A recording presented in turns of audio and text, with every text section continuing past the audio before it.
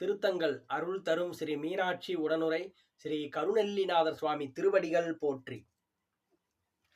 பொன் செய்த மேனியினீர்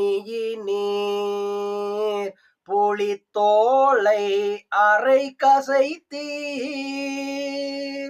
முன் செய்த மூயையிலும் எரித்தீர் முதுகுன்றமர்ந்தீர், மின் செய்த நுண் இடையால் பறவை இவள் தன்முகப்பே, என் செய்தவாறடிகேல் அடியேன் இட்டலம் கெடவே, என் செய்தவாறடிகேல் அடியேன் இட்டலம் கெடவே.